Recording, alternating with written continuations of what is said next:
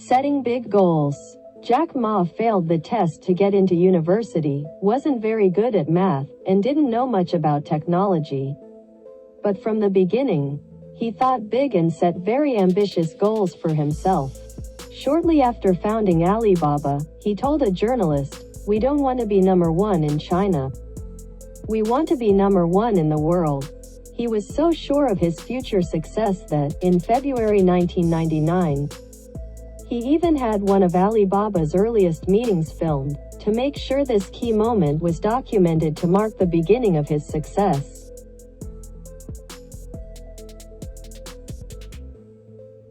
The ability to sell. Two-thirds of the interviewees in my book The Wealth Elite stated that they owed much of their success to their ability to sell. For them, selling is not just about marketing products or services. They define sales far more broadly. To them, selling is all about being able to convince other people. Whether it's getting approval from a government official, persuading the perfect applicant to accept a job, winning over employees, or talking a banker into making a firm financial commitment. Everything is sales, explained one of my super-rich interviewees. Nonconformity. Taking joy in swimming against the current. The investor Jim Rogers studied history and philosophy at Yale and Oxford before he took a job on Wall Street in 1968.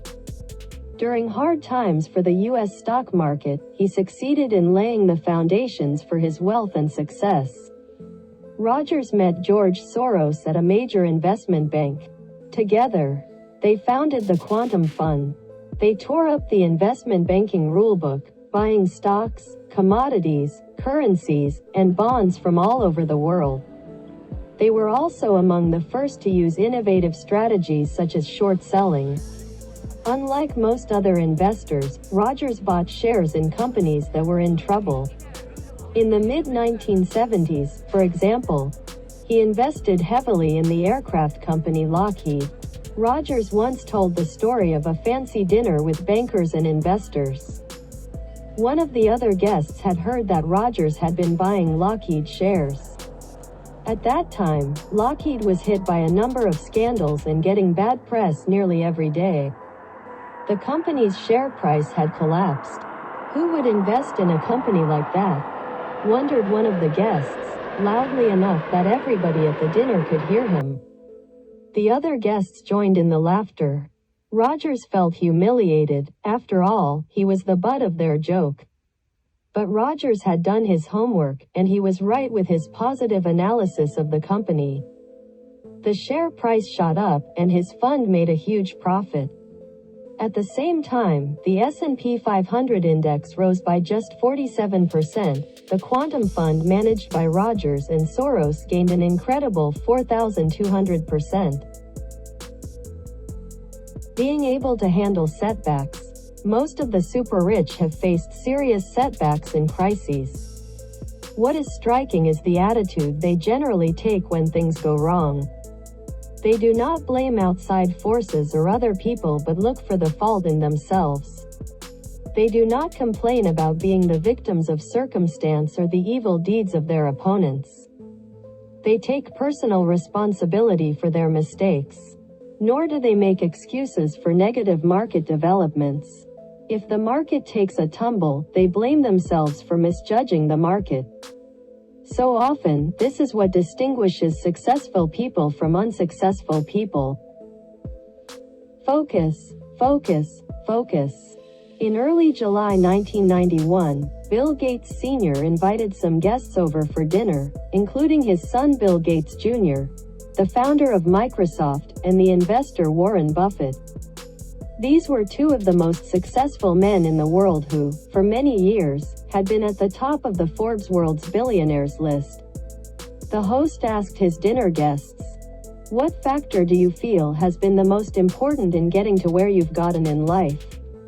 Buffett immediately replied, "Focus." Bill Gates Jr. agreed. Warren Buffett, too, had focused on a single goal for decades.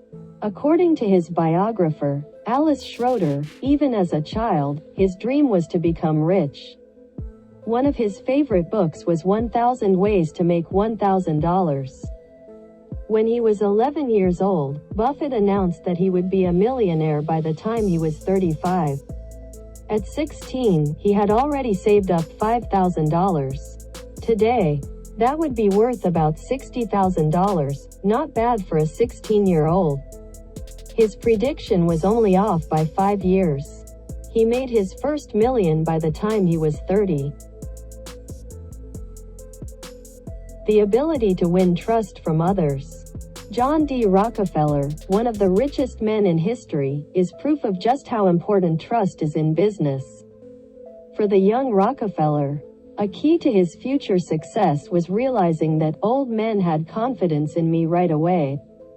Throughout his incredible career, he said, his biggest problem was always to obtain enough capital to do all the business I wanted to do and could do. Given the necessary amount of money, his ability to win the trust of banks and investors was one of his most valuable assets, as Rockefeller knew well. It is chiefly to my confidence in men and my ability to inspire their confidence in me that I owe my success in life.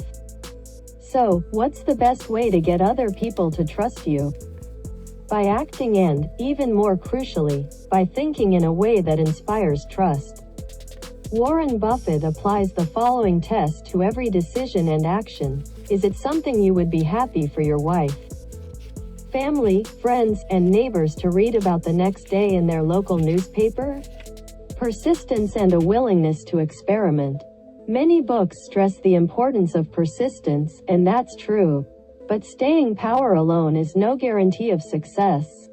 It needs to be combined with another very important characteristic, the willingness to experiment. Experimentation is more important than a precise business plan. Michael Bloomberg, number 9 on the Forbes list of the richest people in the world with assets of $55 billion, details the earliest days of his company. One of his key insights is that rigid planning can do more harm than good. You'll inevitably face problems different from the ones you anticipated. Sometimes you'll have to zig when the blueprint says zag. You don't want a detailed, inflexible plan getting in the way when you have to respond instantly. If you want to understand the success of many startup companies in Silicon Valley, you need to understand the idea of pivoting. This involves being prepared to radically change your business model at a moment's notice. The goal is not to stick to an original concept and prove how good it is.